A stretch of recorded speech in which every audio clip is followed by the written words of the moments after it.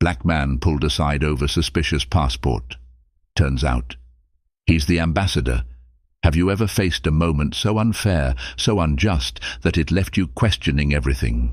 Now imagine this happening to someone whose very role is to fight for fairness and equality, a respected ambassador, humiliated and judged simply for the way he looked.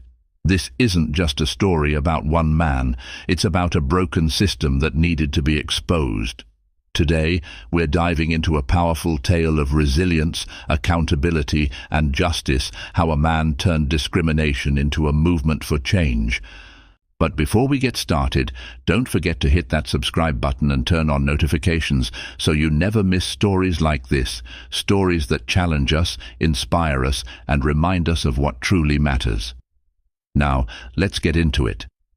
Nathan Carter adjusted his tie in the reflective glass of a departure board, his sharp brown eyes scanning the lines of travelers milling about the terminal. The air was thick with the low hum of announcements and distant conversations, a symphony of travel chaos that Nathan had grown accustomed to over the years. Yet, no amount of experience could quiet the small knot of tension in his chest. His hand brushed against the smooth leather strap of his briefcase, a trusted companion on countless diplomatic missions. Inside, carefully arranged documents held the weight of the summit he was traveling to attend.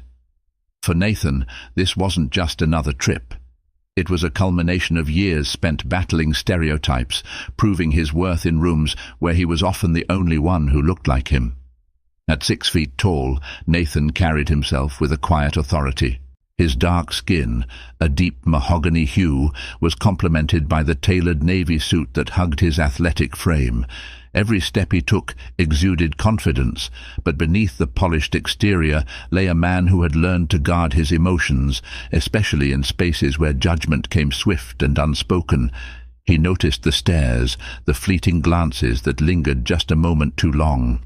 A middle-aged couple whispered as he passed, their expressions unreadable. A teenager with earbuds did a double-take, his eyes flickering between Nathan's face and the gold-plated pin on his lapel. Nathan had worn it deliberately, a small but unmistakable emblem of his status as an ambassador. In his mind, the pin served two purposes, a badge of honor and a shield.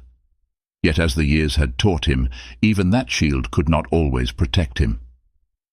Nathan reached gate 22 and chose a seat near the window, setting his briefcase beside him. His gaze wandered to the tarmac outside, where planes taxied in slow, deliberate movements. He took a deep breath, letting the rhythm of the airport calm his nerves. This trip wasn't supposed to feel different. He had flown countless times, attended summits in cities across the globe. Yet today, an inexplicable weight pressed against his chest. Perhaps it was the memory of his mother's words the night before. "You've come so far, Nathan. But don't forget you'll always have to work twice as hard for half the recognition." She had meant it as a reminder, not a warning, but Nathan couldn't help feeling the sting of truth in her voice. Growing up in a modest neighborhood, Nathan had seen firsthand the barriers placed before people who looked like him. He had watched his father come home from long shifts at the factory, shoulders heavy with exhaustion, yet never too tired to remind his son that education was his ticket to freedom. Nathan had listened. He had studied harder than anyone else in his class, earning scholarships that carried him far from the streets of his youth. But even at Ivy League universities, he encountered professors who questioned his abilities, peers who underestimated him, and systems that seemed designed to exclude him. He had persevered. Now, as an ambassador, Nathan often wondered if the fight would ever end. Every accomplishment brought new challenges, new skeptics. And yet, he carried the weight of his position with pride, knowing that his success was a testament to his family's sacrifices and his own unwavering determination. As the boarding call echoed through the terminal, Nathan straightened in his seat. He reached for his briefcase, fingers brushing against the cool metal of the clasp. His reflection stared back at him from the glossy surface, a reminder of the duality he carried, a man who had earned his place, yet often felt the need to defend it. He rose to his feet, exuding the composed energy of someone used to navigating uncharted waters. His steps were measured as he joined the line of passengers boarding the plane. Though outwardly calm, his mind swirled with thoughts of the summit, of the deals to be brokered and the alliances to be strengthened. But most of all, Nathan thought of the people who might still doubt him, the ones he knew he would have to win over, yet again. And for a brief moment, as he handed his passport to the gate agent, a flicker of unease passed through him. Would this be just another flight? Or would this journey be one more test of the resilience he had spent a lifetime building? Nathan Carter handed his passport to the gate agent with his usual calm demeanor, offering a polite nod as she took the sleek navy booklet embossed with the golden crest of his home country. Her smile faltered the moment her eyes landed on the page. She murmured, her brow furrowing slightly. She held the passport under the fluorescent light, tilting it this way and that, as if searching for something amiss. Nathan felt the knot in his chest tighten. It wasn't the first time he had seen this reaction, and he doubted it would be the last. He resisted the urge to shift his weight or look away. Instead, he stood tall, exuding the quiet confidence he had cultivated over the years. "Is there a problem?" he asked, his voice measured, the faintest edge of steel beneath the question. The gate agent, a young woman with auburn hair pinned neatly in a bun, glanced up at him. Her lips pressed into a thin line before she spoke. "I'll need to verify something," she said curtly, stepping away from her station without further explanation. The moments stretched unbearably as Nathan stood at the counter. Behind him, the line of passengers grew restless. Whispers began to ripple through the queue like a small wave gathering strength. "What's taking so long?" a man muttered under his breath. "Probably fake papers," another voice speculated, louder than it should have been. Nathan's jaw tightened, but he didn't turn around. He had learned long ago not to feed the fire of assumptions. Instead, he let his gaze drift back to the gate agent, who was now in whispered conversation with a colleague. They both glanced at him occasionally, their expressions guarded. The knot in his chest grew tighter. Every second felt like an eternity. He could feel the weight of the passengers' stares behind him, the unspoken judgments that hung in the air like a storm cloud. Finally, the gate agent returned, her demeanor noticeably colder. "Sir," she began, her voice clipped, "we'll need you to step aside for additional screening. Please follow me." Nathan's breath caught for a moment, but he nodded and picked up his briefcase. His steps were steady, deliberate, as he followed the agent down the terminal. The whispers grew louder behind him, the murmurs blending into a cacophony of doubt and speculation. "See, I told you." "Suspicious," someone said, their words cutting through the din like a blade. Nathan kept his gaze forward, though the sting of those words settled deep in his chest. Each step felt heavier, the polished tiles beneath his feet reflecting the fluorescent lights and his own shadow, a silhouette of resilience walking the tightrope of prejudice. The agent led him to a small, windowless room tucked away from the main terminal. The walls were painted a stark white, the harsh lighting casting sharp shadows across the single metal table and two chairs that occupied the space. Nathan set his briefcase down carefully on the table, his movements calm and deliberate, though his pulse quickened beneath his composed exterior. The room smelled faintly of disinfectant, a sterile and impersonal space that seemed designed to unsettle. Two security officers entered moments later, their presence filling the room with an air of authority. One was a burly man with a close-cropped haircut and a perpetual scowl. The other, leaner but no less imposing, carried a clipboard and pen. "Mr. Carter, is it?" the scowling officer began, his tone laced with skepticism. "Yes," Nathan replied, his voice steady. The lean officer flipped through Nathan's passport, his eyes narrowing slightly as he examined the stamps and seals. "This passport doesn't seem right," the scowling officer said, leaning against the table with crossed arms. "Care to explain how you obtained it?" Nathan's patience was thinning, but he maintained his composure. "It's a legitimate diplomatic passport issued by my government. If you contact the embassy, they'll confirm my identity." The lean officer snorted softly. We get a lot of these so-called diplomatic passports, he said. Most of them turn out to be fake. Nathan exhaled slowly, keeping his temper in check.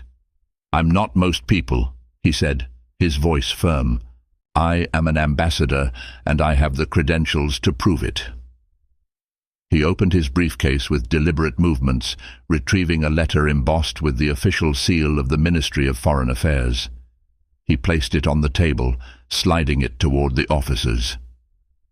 The scowling officer glanced at the letter, then at Nathan, his expression unchanging. You'll understand if we need more than just a piece of paper, he said. You people are pretty good at faking this kind of thing. The words struck like a physical blow. Nathan's grip tightened on the edge of his briefcase, but he forced himself to stay calm. You people, he echoed softly, his gaze locking onto the officer. What exactly do you mean by that? The officer hesitated for a fraction of a second, but his scowl deepened. I mean, we've seen a lot of scams lately. No need to take it personally. Nathan's jaw clenched. It's difficult not to take it personally when I'm being treated as a criminal for doing nothing wrong. The lean officer frowned, but said nothing, his focus shifting back to the letter and passport. Minutes ticked by, the silence in the room growing heavier with each passing moment. Finally, the lean officer straightened. We'll need to verify this with the embassy, he said, rising from his chair. Nathan inclined his head. Do what you need to do, he said, his tone calm but resolute. I have nothing to hide. As the officer left the room, Nathan sat back in his chair, his gaze steady. He knew the storm wasn't over, but he also knew one thing for certain. He had faced storms before, and he had never let them break him. The air in the small, windowless room felt heavier as minutes stretched into what seemed like hours. Nathan sat at the metal table, his hands resting on the cold surface, every movement deliberate. The faint buzz of fluorescent lights overhead only added to the tension.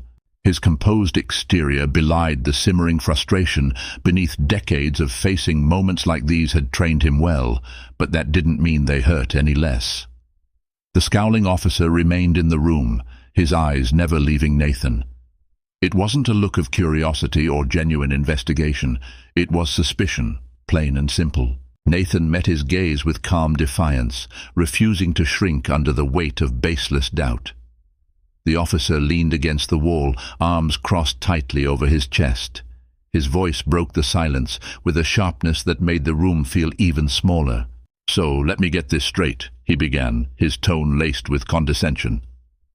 You're trying to tell me that you, a guy traveling alone with nothing but a briefcase and some fancy papers, are a diplomat? A real ambassador? Nathan arched a brow, his patience thinning. That's exactly what I'm telling you, he said, his voice steady but firm. The officer chuckled dryly, shaking his head as if the idea were absurd. You'll have to forgive me if I don't just take your word for it, he said. We've seen all kinds of tricks here. People like you think they can flash some official-looking document and get a free pass. People like me, Nathan repeated, his tone calm but cutting. You'll have to be more specific, officer. The officer straightened slightly, caught off guard but unwilling to back down. Don't twist my words, he snapped. I'm just saying it's our job to be thorough. You should be grateful we're taking the time to check. Nathan leaned forward, resting his hands lightly on the table. Grateful, he said, his voice low but resonant, for being singled out, humiliated in front of other passengers, and treated as guilty until proven innocent. Forgive me if I don't feel particularly thankful. The door swung open abruptly, and the gate agent, the same woman who had initially flagged Nathan, stepped in, accompanied by her supervisor. Both wore the sharp, pressed uniforms of the airline, their expressions a mix of feigned professionalism and thinly veiled annoyance. Is everything sorted? The supervisor asked, her voice brisk as her eyes darted toward Nathan. She didn't wait for an answer before turning to the scowling officer. Because we have a schedule to keep, and this is becoming a problem. Nathan's eyes narrowed slightly, but he remained silent, waiting to see how this would unfold. Not yet, the officer replied, his tone clipped. "We're still verifying his story." The supervisor sighed dramatically, crossing her arms. "Well, he's already delayed the boarding process," she said, her gaze shifting to Nathan. "If you're legitimate, you should understand the importance of not disrupting other passengers." Nathan finally spoke, his tone razor-sharp. "I've disrupted the boarding process. I wasn't the one who made a spectacle at the gate. If this delay inconveniences anyone, I suggest you look at your own staff." The supervisor stiffened, clearly not accustomed to being challenged. "There's no need to be hostile," she said, her voice icy. "We're simply doing our job." "Your job," Nathan said, his voice calm but forceful, "is to ensure the safety and comfort of all passengers. What you're doing right now is neither."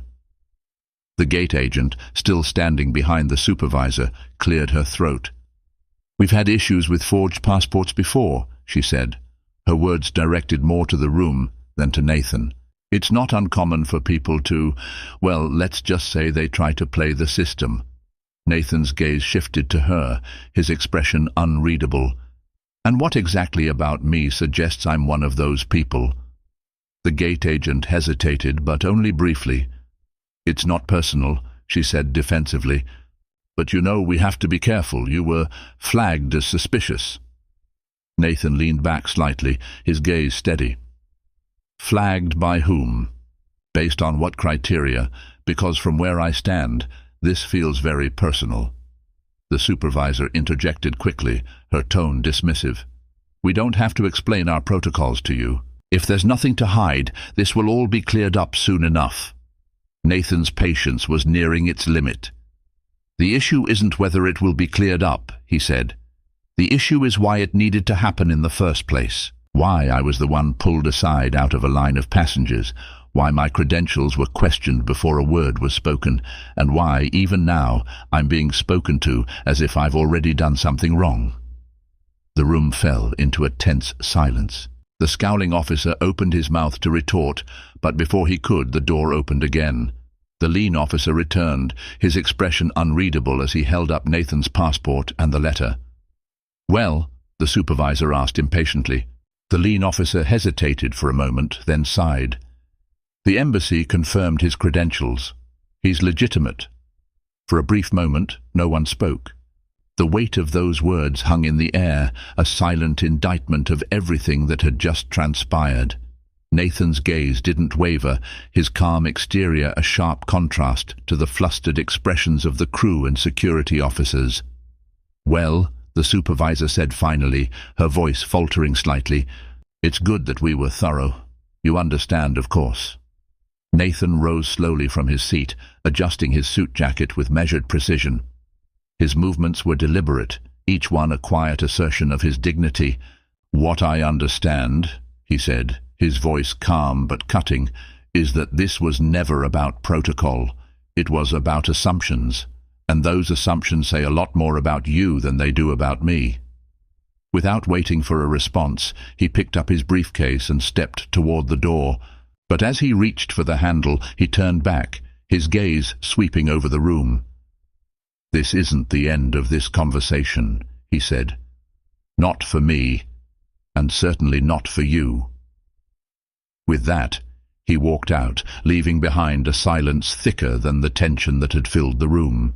The terminal buzzed with activity as Nathan Carter emerged from the small interrogation room. The air was thick with murmurs, glances, and the faint hum of an overhead announcement calling the final boarding for his flight. The weight of what had just transpired clung to him like an unwelcome shadow.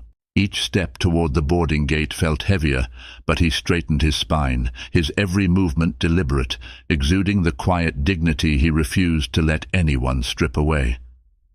The gate agent was back at her post, her expression tight as she pretended not to notice him. Nathan's steps slowed as he approached her, the tension crackling in the air between them. She glanced up briefly, her eyes betraying a flicker of discomfort before she quickly looked away. "Sir, we're ready for boarding," she said, her voice devoid of the false cheer she had used with other passengers earlier. Nathan stood still, his briefcase in hand. His gaze bore into her, unblinking.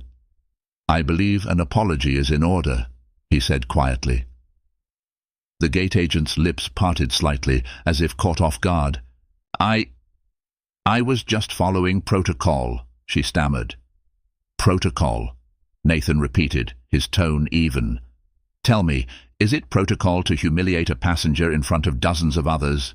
To question their credentials without cause? To assume guilt based on nothing but prejudice?" She opened her mouth to respond, but the words seemed to catch in her throat. The supervisor, standing nearby, quickly interjected. "Sir, let's not make this a bigger issue than it needs to be. You've been cleared and we'd like to get you on your way." Nathan's gaze shifted to her. "You've already made it a bigger issue," he said. "What I want to know is what steps your airline plans to take to ensure this doesn't happen to anyone else." Passengers nearby had begun to take notice, their curiosity piqued by the exchange. Some glanced over discreetly while others openly stared. The gate agent's face flushed, and the supervisor's carefully constructed mask of professionalism cracked ever so slightly. "We'll, file a report," the supervisor said, her tone less confident now. "But we really need to—" "You'll do more than file a report," Nathan interrupted, his voice calm but commanding. "Because I assure you, this incident will not go unnoticed. I don't just speak for myself. I speak for every traveler who's been subjected to this kind of treatment." For a moment, no one spoke. The weight of his words lingered in the air, undeniable and inescapable. Then, without waiting for a response, Nathan stepped past them and onto the boarding bridge. As Nathan entered the aircraft, he felt the cabin crew's eyes on him. Their smiles were practiced, their voices polite, but there was an undercurrent of unease in their demeanor. He had seen this before, the unease of people who realized they had underestimated someone and were scrambling to regain control of the narrative. A flight attendant stepped forward, her name tag gleaming under the cabin lights. "Good evening, sir," she said, her tone carefully neutral. "Your seat is in first class, correct?" "Yes," Nathan replied, handing her his boarding pass. Her eyes flicked over the pass, and for a brief moment her expression faltered. Was it surprise? Embarrassment? He couldn't be sure. "Right this way," she said, motioning him toward the first-class cabin. Nathan followed her down the aisle, aware of the whispers that followed him. He caught snippets of conversations, passengers speculating about the earlier scene at the gate, their tones varying from curious to dismissive. "Probably some misunderstanding," one person murmured. "Or maybe he really did something wrong," another voice added. Nathan's grip tightened on his briefcase, but he kept walking, his expression unreadable. Nathan reached his seat, a spacious first-class window seat with a plush leather chair and ample legroom. He placed his briefcase in the overhead compartment, his movements slow and deliberate. The flight attendant hovered nearby, her demeanor hovering between forced politeness and lingering suspicion. "If you need anything, just let us know," she said, her voice clipped. Nathan nodded but didn't respond. Instead, he sank into his seat, his gaze fixed on the window. Outside, the tarmac was illuminated by rows of bright lights, a stark contrast to the darkness beyond. As the flight prepared for takeoff, the cabin crew began their routine checks. One of the attendants, a younger man with a nervous energy, paused near Nathan's seat. His eyes lingered for a moment too long, and when he finally spoke, his words were unnecessarily loud. "Sir, I'll need to confirm your meal selection," he said. "We want to make sure everything's in order." Nathan raised an eyebrow, his calm demeanor unshaken. "I believe I already confirmed my selection when I booked my ticket," he said. The attendant hesitated, then nodded quickly. "Of course, just double-checking." As the attendant moved away, Nathan caught the faint sound of stifled laughter from another crew member nearby. He turned his head slightly, his sharp gaze locking onto the source. The crew member quickly busied herself with adjusting a tray table, her movements exaggerated. Nathan leaned back in his seat, his mind racing but his expression calm. He knew what was happening, the subtle digs, the veiled attempts to undermine him, even after his legitimacy had been established. but he also knew how to handle it. As the plane began to taxi, Nathan reached into his briefcase and pulled out a small notepad. He began to write, his pen moving steadily across the page. Every detail of the incident, every word, every look, every action was carefully recorded. He wasn't just documenting for himself. He was preparing for the moment when this story would no longer belong solely to him. As the plane lifted off, Nathan stared out the window, the city lights below growing smaller and fainter. He thought of the summit ahead, the important negotiations he was meant to lead, but his thoughts kept circling back to the events of the day, to the disrespect, the humiliation, and the quiet resolve he had carried through it all. This wasn't just about him. It was about every person who had been made to feel lesser, about every assumption that had gone unchallenged. Nathan knew that when the time came, he would have the opportunity to turn this experience into something greater. For now, he would wait, but not for long. Nathan sat silently in his first-class seat, the gentle hum of the aircraft's engines doing little to soothe the simmering storm inside him. The cabin lights had dimmed to a soft glow as the plane ascended into the night sky. Outside, clouds rolled past like silent witnesses, indifferent to the turmoil brewing below. He adjusted his tie absent-mindedly, his sharp brown eyes fixed on the reflection in the window. His own face stared back at him, a mask of composure that concealed the fire burning beneath. The events at the airport replayed in his mind, each word and gesture a reminder of how far society still had to go. He knew this wasn't just about him, it was about something bigger, something systemic. And as much as he wanted to focus on the summit ahead, he couldn't shake the weight of what had just happened.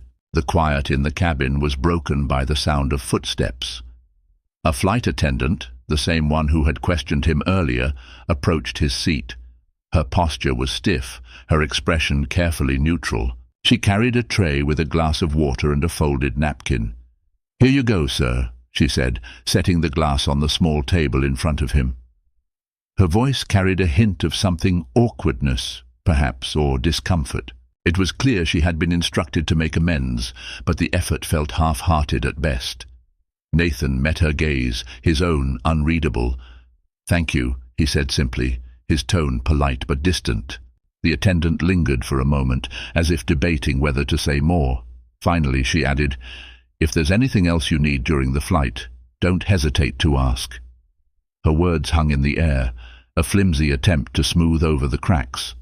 Nathan inclined his head slightly, but his eyes remained on her, steady and unyielding. She shifted uncomfortably under his gaze before retreating to the galley.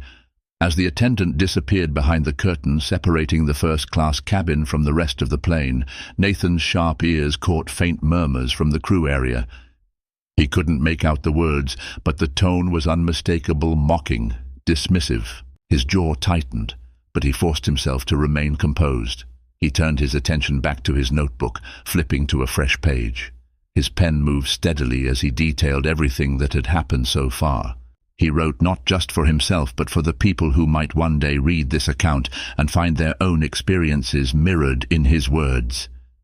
Nathan was mid-sentence when a soft voice broke through his concentration.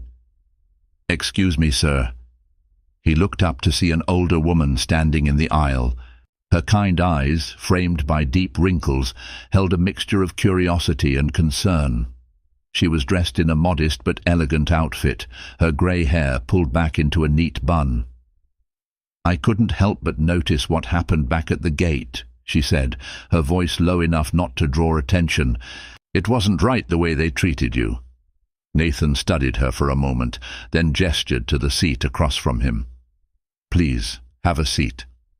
The woman smiled gratefully and lowered herself into the chair.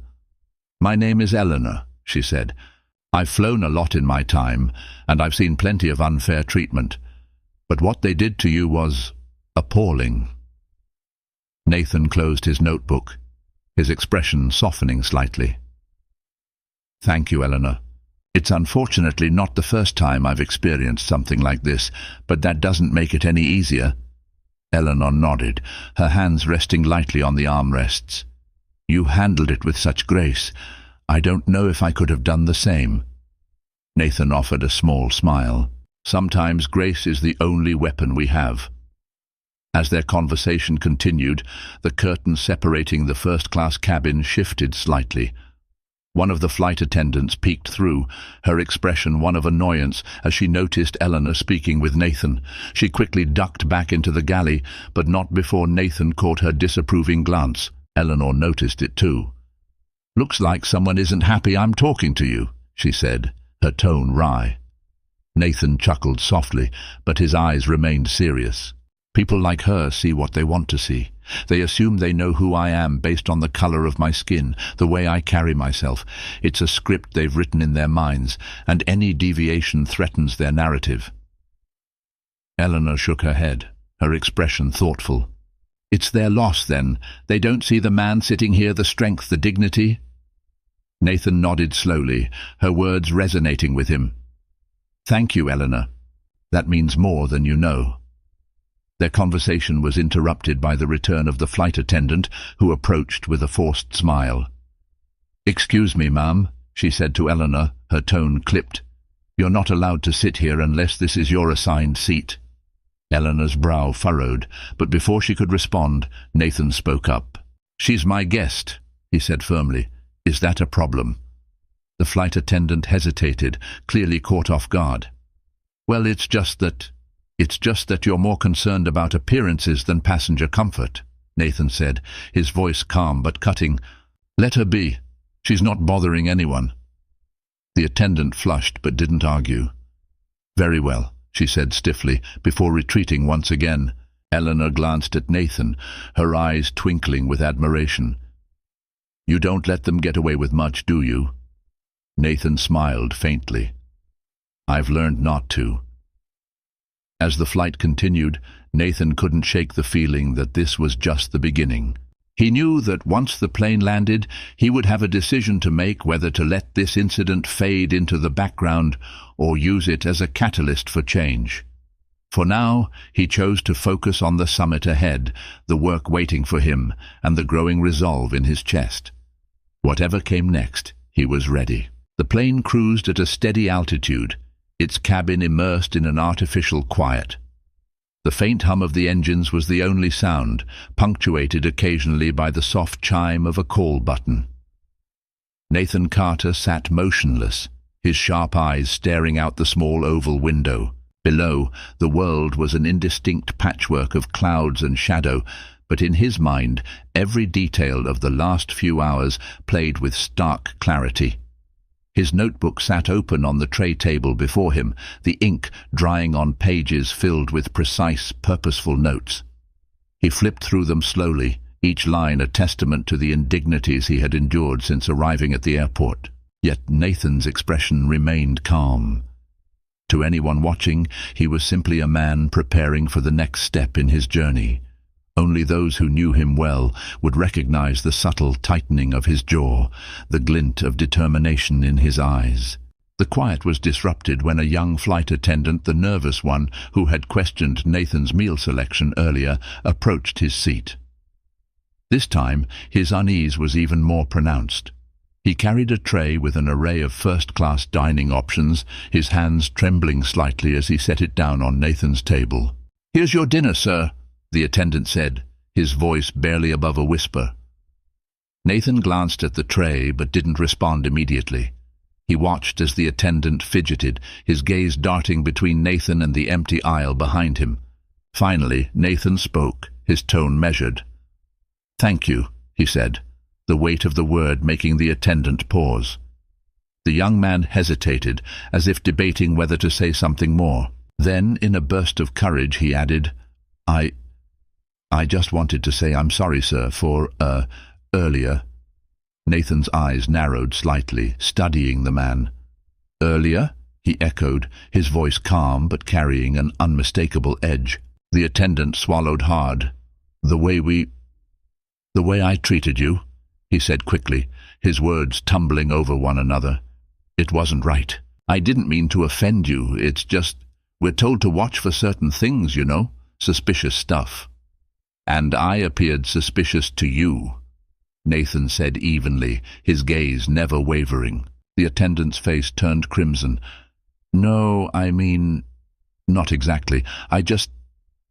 I'm sorry," he finished lamely, his shoulders slumping. Nathan studied him for a moment longer before giving a small nod. "Acknowledging the mistake is a start," he said, "but understanding why it happened, that's where the real work begins." The young man blinked, as if startled by the response. He nodded awkwardly, muttered another apology, and retreated to the galley. As the meal service continued, Nathan noticed the flight crew's behavior shifting subtly. There was an undercurrent of tension among them, their movements more rushed, their interactions with him marked by an almost exaggerated politeness. He could feel their discomfort, their awareness that they had mishandled the situation, but didn't know how to rectify it. The lead flight attendant, the same woman who had challenged Eleanor earlier, approached next. Her expression was a carefully composed mask, but Nathan could see the cracks beneath it. "Is everything to your satisfaction, Mr. Carter?" she asked, her voice clipped but polite. Nathan looked up from his tray, his gaze steady. "It's adequate," he said simply. The woman hesitated, clearly expecting either gratitude or hostility. Nathan offered neither, and the silence between them stretched uncomfortably. "If there's anything else you need, please let us know," she added quickly before retreating. Nathan turned back to his meal, but his appetite had long since vanished. Instead, he pushed the tray aside and leaned back in his seat, his thoughts racing. He thought of his family, of his father, who had worked tirelessly to give his children opportunities he had never known, and of his mother, who had taught him to carry himself with dignity no matter the circumstances. He thought of the young boy he had once been, sitting at the back of a classroom while a teacher ignored his raised hand, assuming he had nothing of value to contribute. He thought of the college admissions officer who had questioned whether his scholarship application was realistic. And now he thought of the gate agent, the security officers, and the flight crew who had all played their parts in this latest chapter of a story he knew too well. But this time, the story wouldn't end the way they expected. Nathan pulled out his phone, flipping it to airplane mode as he accessed his notes. He began drafting an email, the words flowing effortlessly as he detailed every moment of the day's events. His fingers moved with precision, capturing not just the actions, but the underlying attitudes, the casual assumptions, the microaggressions, the systemic bias that had allowed this to happen. When he finished, he paused to reread his work. The email wasn't just a recounting of events, it was a call to action. It demanded accountability from the airline, from the individuals involved, and from the industry as a whole. It was sharp, unflinching, and impossible to ignore. Satisfied, Nathan saved the draft and set his phone aside. He knew the real battle would begin after the plane landed. For now, he allowed himself a moment of quiet resolve, letting the rhythm of the engines steady him. The flight attendant reappeared one last time to collect his tray. This time, she avoided meeting his eyes, her movements hurried and mechanical. Nathan watched her retreat, a faint smile playing at the corners of his lips. This wasn't over, not by a long shot. As the plane began its descent, Nathan straightened in his seat, his mind already racing ahead to the steps he would take. The summit was important, but so was this. He would ensure that what happened to him would have consequences not just for himself, but for everyone who had ever been made to feel less than they were. And as the city lights came into view below, a single thought filled his mind. Justice wasn't just a destination. It was a journey, and his had only just begun. The plane touched down with a soft jolt, its wheels kissing the tarmac as it rolled toward the gate. Nathan Carter glanced out the window, the city lights stretching endlessly into the night. The faint hum of the engines began to fade, replaced by the distant bustle of airport activity. Yet, inside the cabin, an oppressive silence lingered, a quiet tension that clung to the air like fog. Nathan's reflection stared back at him in the glass, composed but resolute. The events of the day had cemented something within him, a determination that would not waver. His notebook, now closed and resting on his lap, felt heavier than it should, a testament to the weight of the words within. Passengers in the first-class cabin began to stir as the seatbelt sign dinged off. Overhead, bins clicked open, and soft murmurs filled the space. Nathan remained seated, his movements unhurried as he carefully placed his notebook and phone into his briefcase.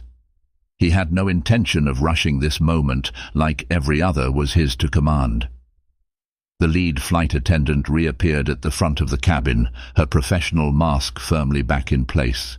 She offered a strained smile as she addressed the passengers. "Ladies and gentlemen, thank you for flying with us.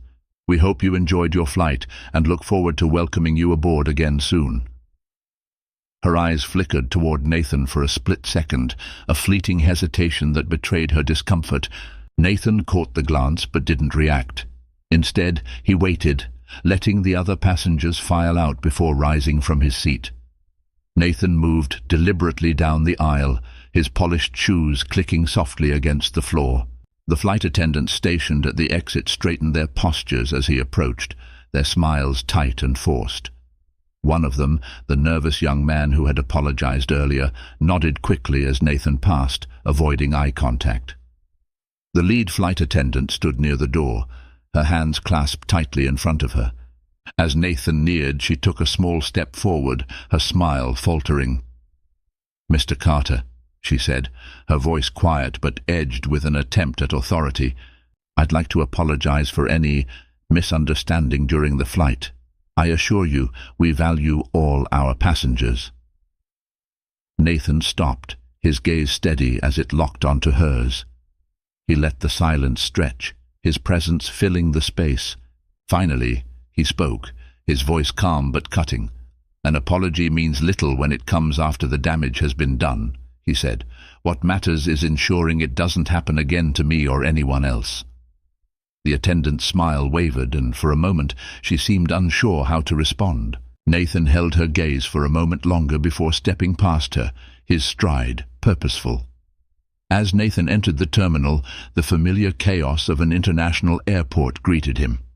Travelers bustled about, dragging suitcases and hurrying toward their destinations. But Nathan's focus was singular. His assistant, a young woman with sharp eyes and a no-nonsense demeanor, was waiting for him near the baggage claim.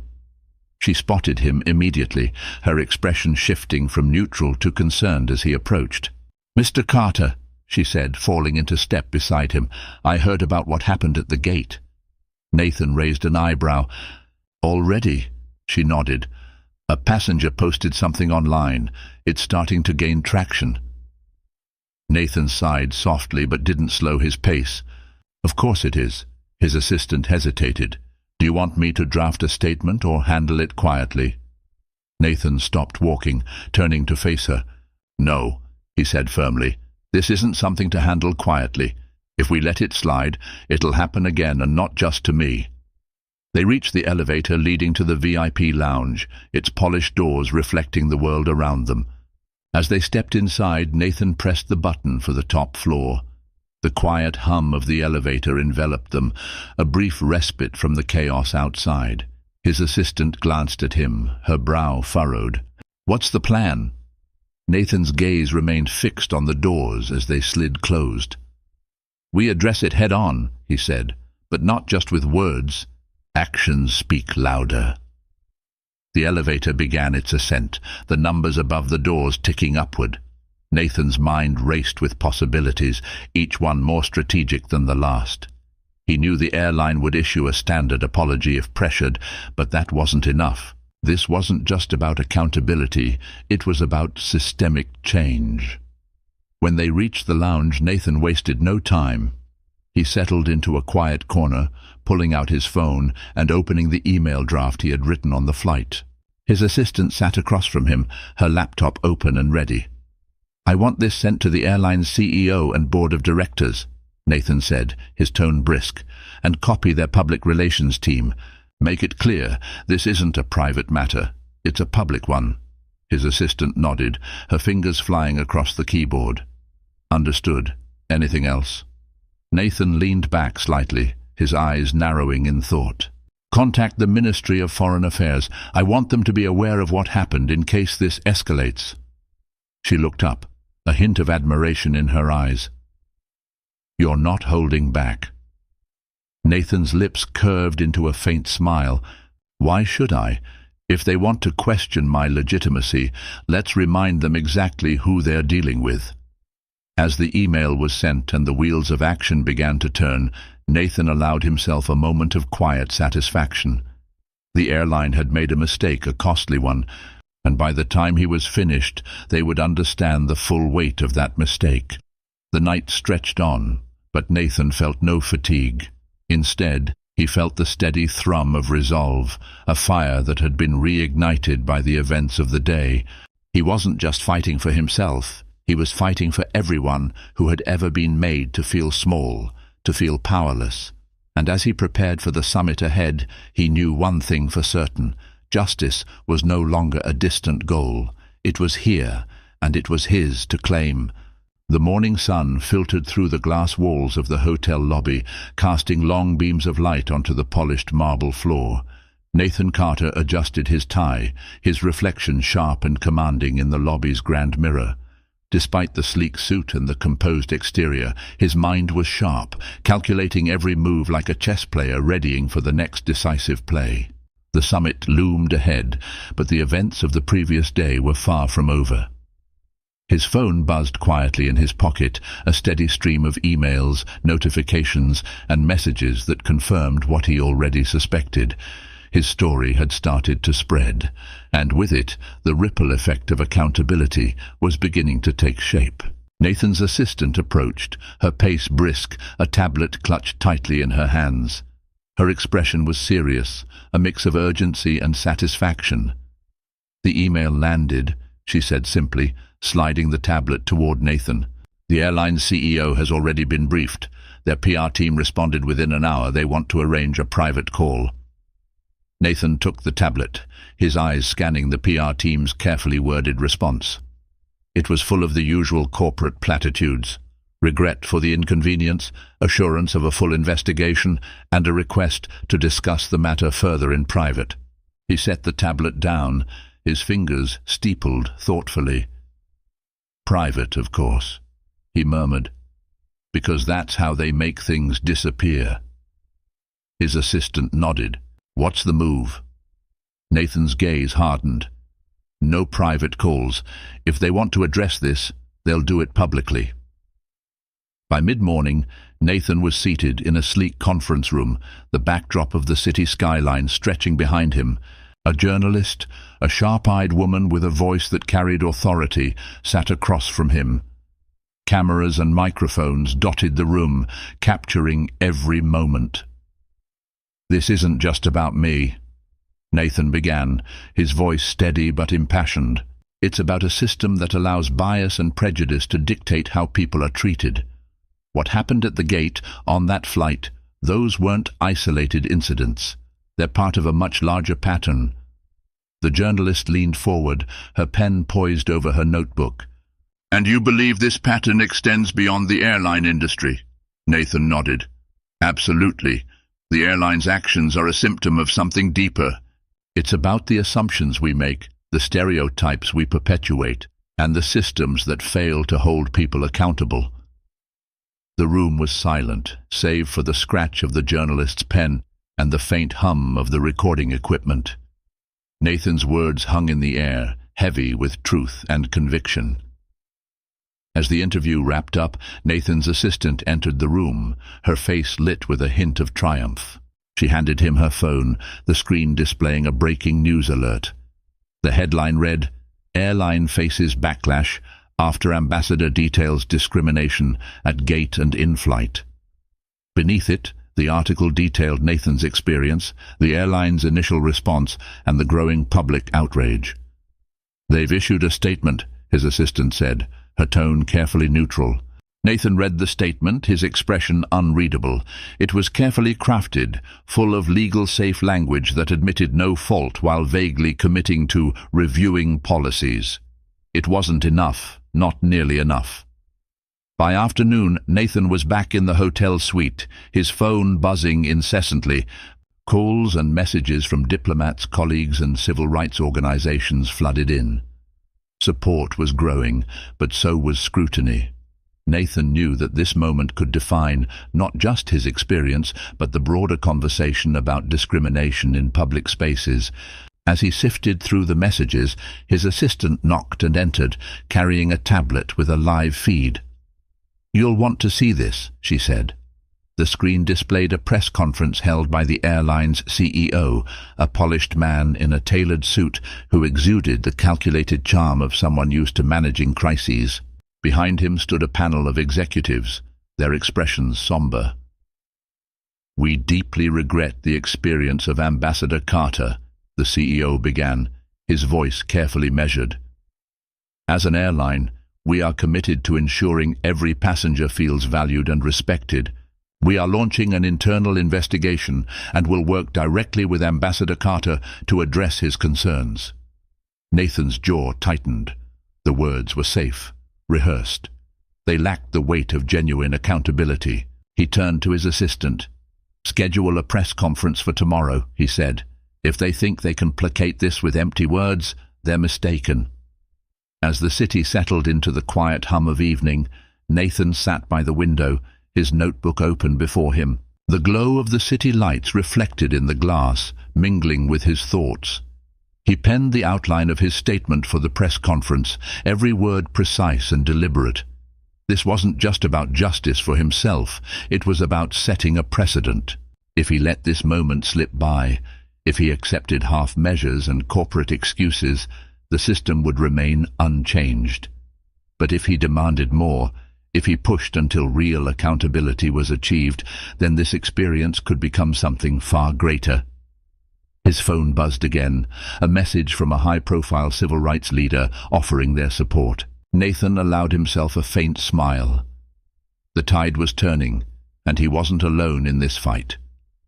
Tomorrow, the world would hear his story, not just the injustice he faced, but the vision he carried for a future where such experiences would no longer be tolerated. The morning sun bathed the city in gold as Nathan Carter stepped onto the podium set against a backdrop of towering skyscrapers. The press conference was held in a prominent public square, bustling with reporters, photographers, and onlookers who had gathered in anticipation. Cameras clicked incessantly, their lenses capturing every detail from the calm determination in Nathan's sharp gaze to the meticulously pressed lines of his suit. Nathan stood tall, his presence commanding but unassuming. He adjusted the microphone slightly, the subtle movement amplifying the quiet resolve he exuded. His assistant, standing a few paces behind, gave a discreet nod of encouragement. The murmur of the crowd faded as Nathan leaned forward, his voice cutting through the air like a blade. "Good morning," he began, his tone calm but resonant. "I stand before you today not as an ambassador, but as a man who has experienced firsthand the indignities that too many people face daily." He paused, letting the weight of his words settle over the crowd. "What happened to me at the gate, on the plane, is not unique. It is part of a larger pattern, a system that allows bias and prejudice to thrive unchecked. And while I am fortunate to have a platform to address this, many others are not." The crowd was silent, hanging on his every word. Nathan's gaze swept across the faces before him, some nodding in agreement, others frowning in thought, and a few scribbling notes furiously. Nathan continued, his voice steady and deliberate. "The airline has issued a statement. They have promised an internal investigation. But words without action are meaningless. Promises without accountability are hollow." He glanced briefly at his notes, but spoke from memory. "Today I call upon this airline and every organization to not just address incidents like mine, but to dismantle the systems that make them possible. This is not about damage control or public relations. It's about justice. It's about dignity." The applause that followed was subdued but genuine, rippling through the crowd like a quiet affirmation of solidarity. As Nathan concluded his opening statement, a commotion near the back of the crowd drew attention. The airline's CEO, flanked by several executives, made his way toward the podium. His expression was tense but controlled, his tailored suit a stark contrast to the simplicity of the moment. The crowd parted for him, murmurs growing louder as he stepped onto the stage. Nathan turned, meeting the CEO's gaze with calm defiance. The man hesitated briefly before approaching the microphone. "Mr. Carter," the CEO began, his voice measured, "on behalf of the airline, I want to personally apologize for the events that transpired. What happened was unacceptable and does not reflect our values." Nathan folded his arms, saying nothing. The silence was deafening, forcing the CEO to continue. "We take full responsibility for our actions," the CEO added, his tone faltering slightly under the weight of the moment. "As of today, we are implementing mandatory bias training for all employees. Additionally, we will establish an independent task force to review our policies and ensure that incidents like this never happen again." A murmur rippled through the crowd, some nodding in approval, others skeptical. Nathan allowed the CEO's words to hang in the air before stepping forward. "I appreciate your willingness to take responsibility," Nathan said, his voice calm but firm. "But actions speak louder than words. What assurances can you provide to the public that these measures will lead to real, lasting change?" The CEO hesitated, clearly unprepared for the question. We will work closely with independent organizations to ensure accountability," he said, grasping for composure, "and we invite you, Mr. Carter, to be part of that process." The crowd erupted in murmurs, some clapping, others whispering fervently. Nathan's expression remained unreadable as he studied the CEO. "I will consider it," Nathan replied after a long pause. "But understand this.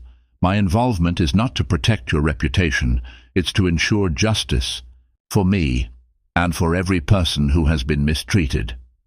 After the press conference concluded, Nathan lingered at the edge of the square, speaking with reporters and supporters who approached him.